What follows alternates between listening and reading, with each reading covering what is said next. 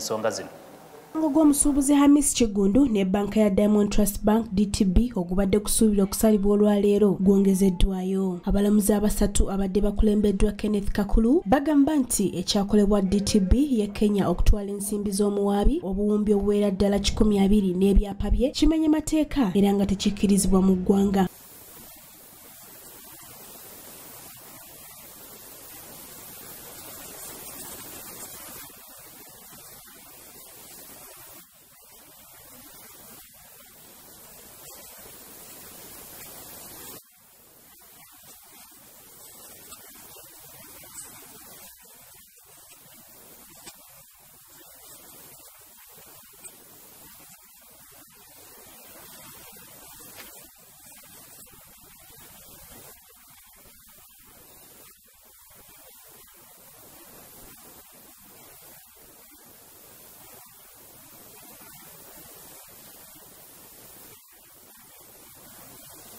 Wabula abalamuzi era bategeezezza nga bwe baagala omusango guno guddizibweyo mu kkooti enkulu era ne bategeeza nga bwe baagala omuwaabi Kigundu okusazaamu ezibu ku nnongoosereza ezaakolebwa bannamateeka be. Bo bannamateeka ba Hamis Kigundu nga bakulembeddwamu Fred Muwema beemulugunyizza ku nsonga y'abalamuzi be balumiriza okuba nga balina kyekubiira mu musango guno.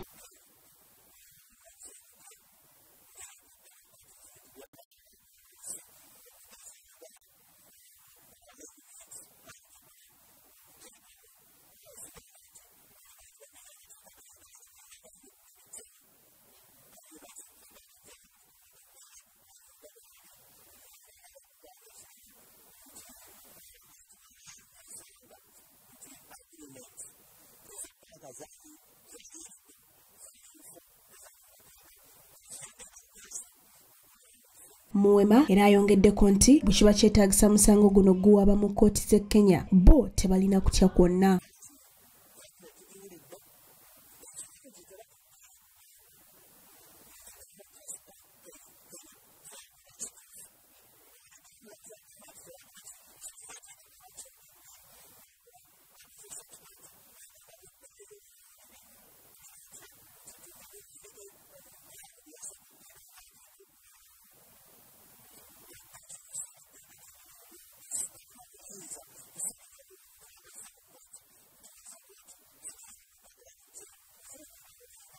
Ye Kigundu agamba nti guno si gwe mulundi ogusoose nga banka engwira okwagala okunyigiriza bannayuganda ekintu ky'agamba nti agenda kukirwanyisa.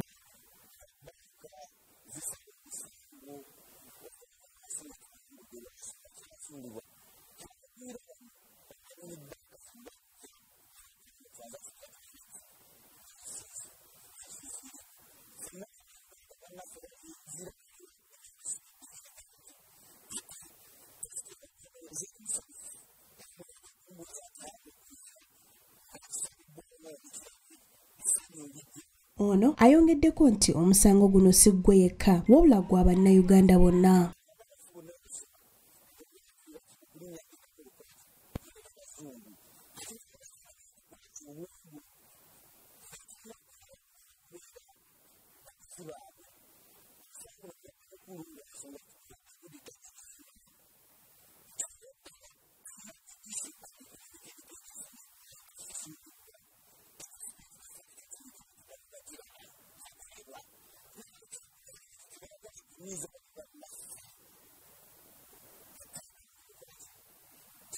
Sarah Nakandi, STV Selecting. Olw'emboozi eyo kati niwe tuvaayo eyo gavumenti eragidde abakozi abaali bakola mu kitongole kya Posta Uganda okusasulwa ensimbi akasiimo kaabwe okusinziira ku minisita akwasaganya ku nsonga z'amawulire n'okukumaakuma abantu Judith Nabakooba agamba nti gavumenti yabakanya edda n'omulimu ogw'okuyita abo bonna abaali bakola mu kitongole ekyo. Bino byonna byogeddwa minisita avunaanyizibwa okulungamya eggwanga Judith Nabakooba ng'era ategeezezza nti ebitongole ebyali byatwala abantu bano byali tebirina nsimbi zimala. Employees who transferred services to the successor companies were given pension certificates to claim their pension from the staff pension scheme, which is called Uganda Communications Employees Contributory Pension Scheme, UCEPS. Unfortunately, due to cash flow constraints, the money to pay such pension was not available. Onera ategeezezza nti afisi y'omubalirizi wa gavumenti yamaze dda okuyita abantu bonna abakolerako mu kitongole kya posta okusobola okusunsulwa basobola okusasula ensimbi zaabwe. It is for the above reasons that Posta Uganda brought the matter to the attention of the Minister of ICT and National Guidance, seeking a solution to the problem. The ministry presented the matter to Cabinet, and this morning I'm glad to inform Ugandans that this matter has been approved for payment by the Cabinet of Uganda. I wish therefore to emphasize the following. The Auditor General has issued notices inviting all former employees of UPTC to come to the nearest post office for verification. Minister agenze maaso n'asaba abantu bonna abalina be bamanyi abali bakoleddeko mu kitongole kya posta okubayambako okusobola okufuna abantu bano basobola okufuna ensimbi zaabwe. Some of the pensioners are deceased, while others may be incapacitated and cannot travel. I urge the next of kin, all surviving family members who are eligible, to help and get the verification done. I also urge members of the public to inform any known former employee of UPTC about the verification exercise. Ye James alinaitwe nga yesenkulu w'ekitongole kya posta ategeezezza nti basanyufu nnyo okulaba nga abali abakozi baabwe bagenda kusasula ensimbi zaabwe. We are very grateful this morning to be announcing that our former pensioners are going to get paid, and our gratitude in no uncertain term goes to the Honourable Minister of ICT and National Guidance for leading this noble cause, and through her, Honourable Minister, government for coming to our rescue. Edith Nabagereka, STV Select, Ey'enjawulo. Edith Nabagereka kati nno kwakakiiko akavunaanyizibwa ku kulondesa mu kisettendekero ly'e Makerere kawadde olwokutaano luno ng'ennaku z'omwezi 7 ng'olunaku abayizi bagenda okulonda abakulembeze baabwe. Okusinziira ku bakulira akakiiko n'abali mu kakiiko bagamba ku mulundi guno si beetegefu kulaba kwekalakaasa ssaako n'emivuyo. Akakiiko akavunaanyizibwa ku kulonda mu ssettendekero ya Makerere kawadde ku lwokutaano luno nga 7 nga olunaku abayizi mwe bagenda okulondera abakulembeze baabwe mu kisanja kya 2021-2022. Kampeyini zeeyongerayo wabula leero nga zeeyongerayo n'aba candidates ekitali nti luli babadde nga ba aspirants. Kati tweyongerayo ne ba candidates bano bana okutandika n'olwaleero luno lwennyini era okulonda tujja kubaayo ku Friday nga 7 May guno mwezi gwennyini wiiki eno yennyini. Bino byogedde omwogezi w'akakiiko k'ebyokulonda ku ssettendekero Rodney Kigundu mu lukiiko lwa bannamawulire lwe bayise enkya ya leero ku yafisi za Guild mwe bategeerezza nga bwe basunsudde abayizi bana abagenda okuvuganya ku bwa pulezidenti okuli Edwin Bwetwita, Paten Katelega, Eroni Ogutu wamu ne Ivan Sempijja nga bano bonna bazze tebalina bibiina. Twakoze okusunsula okusembayo era ne tufulumya olukalala lwabayise mu Kasengejja era nga be bano sofa tulina bacandidates bana.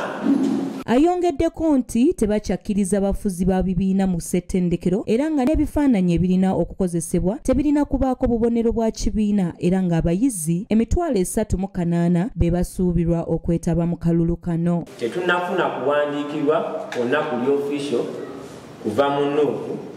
So fe bacandidates bonna tubatwala kyekimu, tetuyinaago tugamba nti gw'oli wa Nuupu gwe toli wa Nuupu, gw'oli wa kibiina kino gw'oli wa kibiina kiri.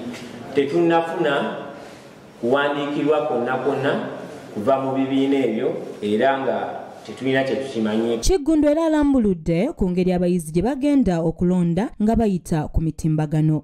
Mu bagenda olonda online mulimu bano abasuubirwa okutikkirwa, mulimu na bano ba continuing students. Mwekyo tugamba ya 2 n'abo abayizi abatali mu mwaka gwabwe gwakamalirizo naye ng'ate si bayawadde. Wabula embeera y'okulondera ku mitimbagano, Aaron Ogutu ategeezezza nga bangi ku bayizi bwe batasomeseddwa ngeri eno gyegenda kukolamu ekiyinza okuleeta emivuyo mu kulonda ku lunaku olwokutaano. Wano omwogezi w'akakiiko Kiggundu alambuludde ku bintu bye bagoberedde okusobola okusunsula abavuganya omuli obutaba na riteeke ezitali nkole, empisa saako n'okubanga tolangirirwangako mu baavu ku ssettendekero. N'okubeera ne GPA etakka wansi wa 2.8 olina okuba nga tulinayo riteeke yonna mabega etakolebwanga.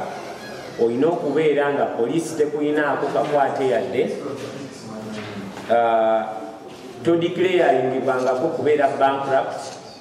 Awo tetuba na nsonga lwaki tuba tukumamu. Kinajjukirwa nti akalulu k'obukulembeze mu ssettendekero ya Makerere kalina okubaawo omwaka oguwedde wabula olw'ekirwadde kya ssennyiga omukambwe ekya COVID-19 ne katasobola kubeerawo. Maria Dana Namiro, STV Select Ey'enjawulo. Somere Makerere bali wano bagezaako okulabika nti bankuba obwamako binabaayo kati ne wetuvaayo olunaku sabbiiti ya olw'omukagala sabbiiti ewedde abayimbi saako ne bannabitone bakunganira ku wooteri emanyikiddwa nga Popopo bwe baali banjula enteekateeka emanyikiddwa nga Ugatunes ey'okulabika nti yakulaba nga Bannayuganda abayimbi bafuna mu kuyimba kwabwe wabula mu kuwaayamu n'abamu ku bayimbi olunaku olwaleero batutegeezezza nti abamu tebeesiga mu waatwa guno olw'ensonga g'obulamu okubeera omulambulukufu. Sabbiiti ewedde abakulembeze ab'enjawulo mu buyiiya baavaayo ne batongoza enkola ya Ugatunes ku wooteri ya Popopo mu Ndeeba era enteekateeka yali egendereddwamu okutumbula okuyimba nga kw'otadde n'okutunda ennyimba z'abayimbi era amyuka akulira enteekateeka ya Operation Wealth Creation Lieutenant General Charles Angina ye yali omugenyi omukulu mu kutongoza kaweefube ono. Enkola eno yasanyusa nnyo abayimbi bangi era kyabawa essuubi nti oboolyawo ku mulundi guno byandikyukamu nabo batandika okwenogera ku nsimbi nga bazijja mu bitone byabwe. Byogeddwa abayimbi tetulina ssente, abayimbi abakola tuni batubba, ababiki bakola ki? Naye nze bwe tuna embeera eriwo njagala sooka kubeebaza nti mu creatize product empya era tukikubireko mu ngalo.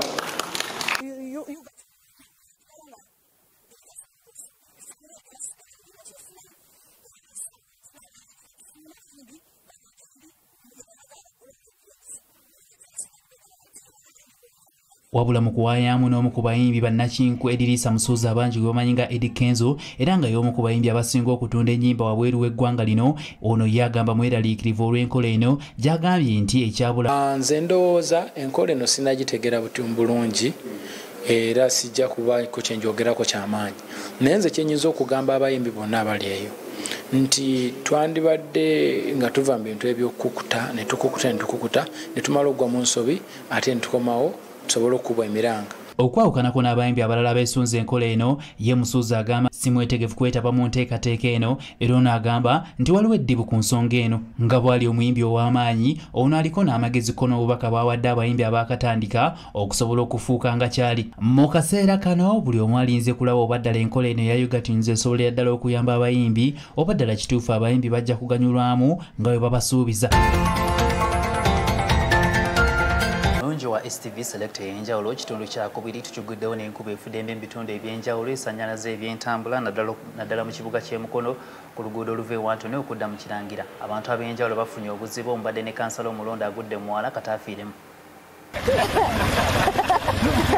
Abantu abamu abalabikiddwako naddala ab'ebidduka omuli bodaboda, motoka saako n'ab'ebigere basanze akaseera akazibu okusomoka era wano ne kansala omulonde akiikirira ekitundu kino ku Central Division Mukono Isaac Kalyango abadde atambulira ku bodaboda agudde mu mwala guno era n'asimattuka okugufiiramu.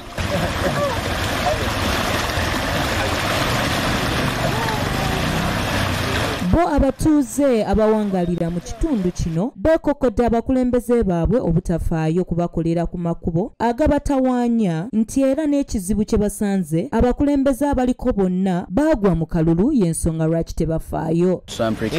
Bakulonze ku kino. So whenever the swamps are invaded, this is what happens. If they were not perturbed, it wouldn't happen. Batukyusize mu mbeera y'amakubo kuba tuli mu mbeera mbi nnyo. Wano abantu balinaanye Mukono mu tawuni era nsubira kanso yevunaanyizibwawo bandibadde bajja ne balaba ku mbeera gye tulimu. And they should not put fake engineers to work on what? On the road. Ate ye kansala Isaac Kalyango lusimatuso okukulukutira mu mwala guno n'aweranga baba kulembeza abaddako bwe bafunye we batandikira nga bakolera abantu oluvannyuma lw'okulayira. Bazigona mukoka gyalinga ddukira bazimba waliwo kikampuni kye bazimbawo kati mukoka talina gy'addukira. Naye tubale tusaba obukulembeze kati obuliko oba nange nsuubiza abantu b'okukitundu ky'Enganda wano ewaffe wenkiikirira nti guno mwala tugenda gukolako mu bwangu nga tumaze okulayira. Mmeeya w'ekibuga ky'e Mukono George Fred Kajimu alaze obwennyamivu eri abantu abeegulidde omuze ogw'okusula kasasiro mu myala gino wamu n'abo abagizimbamu nti be basinze okuleeta ekizibu kino. Tebisuulibwa mu myala kisuuliddwa mugaluka n'olwekyo tulina okulaba nti nno abantu bamanya nti ebisaanike bikuŋŋaanyizibwa tebisuulibwa mu myala kati ebisaanike byonna byonna bitambula n'eziziba emyala. Kajimu asabye abantu b'omu Mukono okuba abakakkamu olw'ensonga nti nga kanso terina ssente za kukola makubo gano wabula n'abasuubiza nti enguudo zino zigenda kuba nga zikolebwako. Kati mu kiseera kino essente zirina okujja naffe zikuŋŋaanyiza tizinnaba kukomawo okusobola okwongera okukola amakubo. Tufunye essente zitusobera ndowooza omwezi guno ogutandise tujja kuba tugenda maaso ne kampeyini y'okwongera okukola amakubo nga tubadde tukola bulijjo naye mu kiseera kino tetulina mafuta. Maria Dana Namiro, STV Select Ey'enjawulo. Asidde nnyo bannaffe enkuba buli weba yetonya tugezaako okulabika nti tubakubira omulango okubeera abeegendereza nga mukozesa enguudo saako namu ne gavumenti okuba nti era enguudo ezo zeetaaga okuba nti ziddaabirizibwayo. Waliwo omukyala amanyikiddwa nga Halima Sise nzaalwa yemmali myaka 25 ewunyisizza eggwanga lino. Ono okusinziira ku kunoonyereza yali ateekeddwa kuzaala abaana 7 mu lubuto bwe baamulabamu oba bwe baamukebera wabula kibeewunyisizza wayongeddeko abaana 2 bweddu n'azaala abaana 9 omulundi gumu ekintu ekyewunyisizza abasawo. Ensi eno teggwako byewunyisira n'olwaleero wabaddewo ekyamagero eky'amaanyi omukyala eyeewunyisizza abanje okuzaala abaana 9 omulundi gumu. Omukyala ono ng'ava mu ggwanga erya Mali ategeerekeseeko nga Halima Sise abadde asuubira okuzaala abaana 7 okusinziira ku kunoonyereza okwakolebwa abasawo abakugu wabula ono yeewunyisizza bangi bw'agenze mu maaso n'azaala abaana abawerera ddala 9. Ono ng'alina emyaka 25 yatwaliddwa mu ddwaliro mu ggwanga erya Morocco okusobola okuzaala abaana b'obulungi kubanga embeera ye tebadde nnungi nnyo era ng'ono yayambiddwako gavumenti y'eggwanga erya Mali okugenda e Morocco okusobola okufuna abakugu. Kino yadde nga kibadde tekinnakakasibwa gavumenti y'e Morocco gye yazaalidde naye ate gavumenti y'e Mali nga bayita mu minisita w'ebyobulamu bakakasizza nga Sise bwe yazadde abaana ab'obuwala 5 ssaako n'abalenzi 4 era nga yalongo oseddwa. Minisita Fantasy Benga ayogerako ku mukuto gwa AFP yategeezezza nga Sise wali mu mbeera ennungi era nga boogerezeganyizzaako n'omu ku basawo w'emmali eyabawerekedde era nga baakuddayo mu bbanga eritali. Naffe kati nno mu kitundu kyaffe ky'ebyemizannyo abavubuka b'ekisaasi basaana emipiira egy'enkolagana okutumbula obwa Sseruganda ssaako n'obumu mu kitundu kyabwe. Lumambuka nga bali wamu ne bakansala baabwe abalonde bategese empaka ez'omupiira ez'okumanyagana n'okwekulaakulanya. Ebikujjuko ebyabadde ku kisaawe ekyakataka ekyawatoto okumpi ne Northern Bypass abavubuka basambye emipiira nga basambira mu ttiimu za Bungereza eza Premier okuli Manchester United, Arsenal, Chelsea, Tottenham, Liverpool mu nkola ey'obwa Sseruganda okwezimba, okwekulaakulanya n'okwewala obumenyi bw'amateeka ng'omuwanguzi yewangudde Sseddume w'embuzi.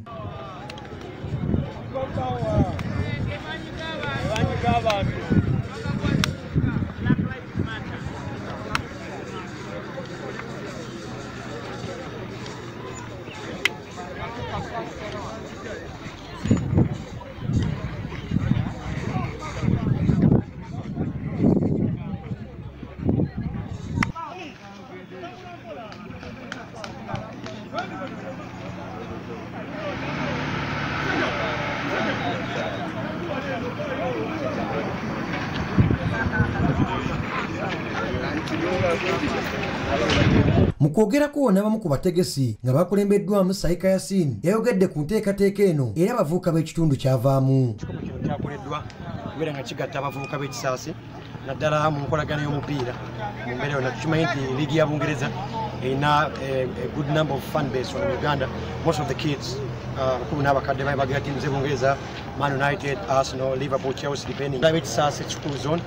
Ate nga nange nga Saikasini wadde mpenzi byemizannyo nange ndi nagusambako wadde emyaka gyembiridde empanga naye nga still kyakoleddwa kugatta abavubuka kumanyigana nakulagamu ky'olinawo abavubuka abakulu abatotomu mu mbeera yonna enjawulo. So it was put forward to kulaba nga enkolagana yeeyongera mu bavubuka mu mbeera y'omupiira okweyamba okumanyigana n'okubeera nti they work together in everything that they do. Abamu ku bakulira abavubuka mu kitundu bayogedde ku nteekateeka eno eyawamu n'omugaso gw'enkolagana eri abavubuka b'ekitundu kino. Tulanga abavubuka abandi badde bali mu kumenya amateeka bali bize ba developinga bitone byabwe era nga talent tulaba nga abaana abatono bo mwe bali kijja kuyamba ekitundu kyaffe.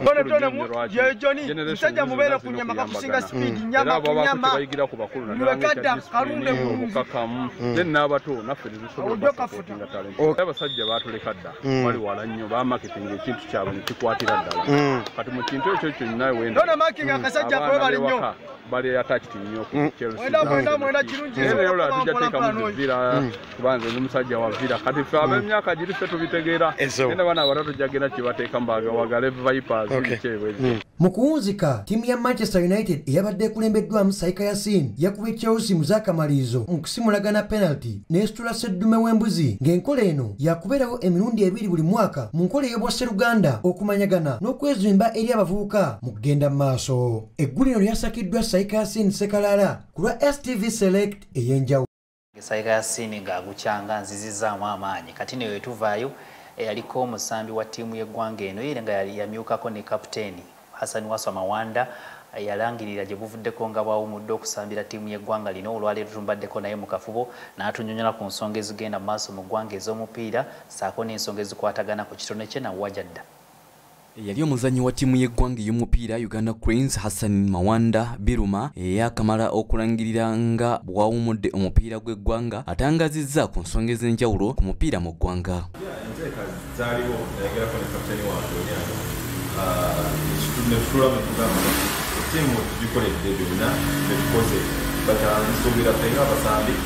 Yetaine kuwe abana abato koza abana abato ababayogeranga mu timu abana abato mu so naffe tuwuliriza omwaka fe abawagizi kasatuwuliriza kye basaba so naffe tuwuliriza koza abagizi batufuna kye tuli era netuwuliriza kiki batugamba. Mu kukyala kwe ku maka ga STV Buziga n'okuwayamu ku nsonga z'ebyemizannyo n'omupiira ez'enjawulo Waswa ayogedde ku nsonga ez'enjawulo. A very successful playing time career. So nze ng'omusambi mbadde musanyufu mbadde nze omusambi omu abadde ku bakochi bonna babadde baleeta era nze nebaza Katonda okumpa omukisa ogwo okubeera nga buli kochi ajja abeera yagasasani so mu bantu bonna bensamba nabo oba be nali nsambeko nabo. Mu kwogerako kwe ayogedde ku nteekateeka ze zagenda okuzzaako oluvannyuma lw'okuwummula omupiira gw'eggwanga n'ebyo byagenda okukola mu mupiira ng'okutandika essomero ly'omupiira n'okutumbula ebitone by'abavubuka. Mu ngeri emu ayogedde ne ku biseera bye ku ttiimu y'eggwanga eya Cranes n'engeri gye yakozeemu mu myaka gy'amaze ku ttiimu y'eggwanga. I have so many projects that are coming ahead of me. I have an academy.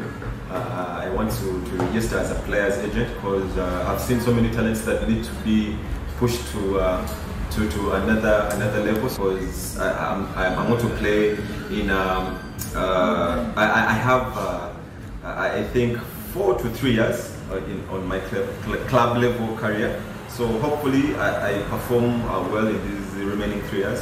And I think I will see after those 3 years. Mbofu bwe bumu ategeezezza nti wadde yawumuddwe omupiira gw'eggwanga wabula tannaba kuwummula mupiira gwa kiraabu oba akyasamba n'okusoma ku koosi ez'enjawulo ku bukulembeze n'okuddukanya omupiira. Nina bingi ng'omusambi kati omupiira ogwa national team gunamaze but ogwa club level nkyaliko focusinga ku myaka 2 oba 3 oba 4 Katonda nga yagadde but nja kubeera processinga coaching course yange ya KFC because kitwanguyiza abadde professional okufuna a certificate kitwandoza omwezi gumu mufunye ebbaluwa eyo so within that playing time nja kubeera nfuna ebbaluwa eyo ne players so nsubira intermediate so wano wasinziridde n'ayogerako kalulu k'obukulembeze bwa FUFA akengedde n'okuvuganya wakati w'abeesimbyewo era n'ayogera ku bizibu by'obukulembeze mu ggwanga ku mitendera gyonna naye ng'omukulembeze alina okuddukanya n'okukulaakulanya omupiira mu ggwanga kutwaliza awamu.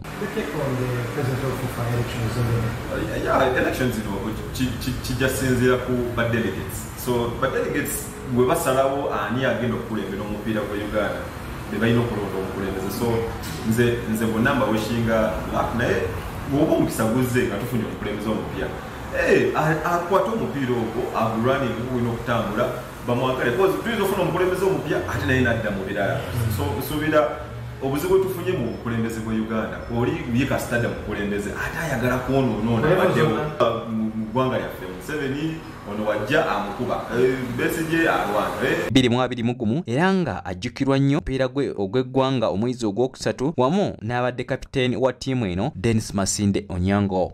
Nze Arafat Musoke ni Saika Yasin Sekalala STV Select ebyemizi. Nga bwe tuba tunoonya ensimbi tuba n'obusungu saako n'okuba nti tuba n'obweraliikirivu naye ekintu ekiwangula obulamu bw'ensi eno ekintu ekiwangula buli kimu bwe bugumiikiriza obukakamu n'okuba n'essuubi osabanga nnyo Mukama akuwa omutima omugagga oleme okululunkanira ensimbi ze Hasifu Sekyungu obadde mulabi mulungi okuva gye twatandikidde n'okutuusa akaakati nga tumaliriza Select ey'enjawulo bwetu bweba tetukyusangako sula bulungi weraba.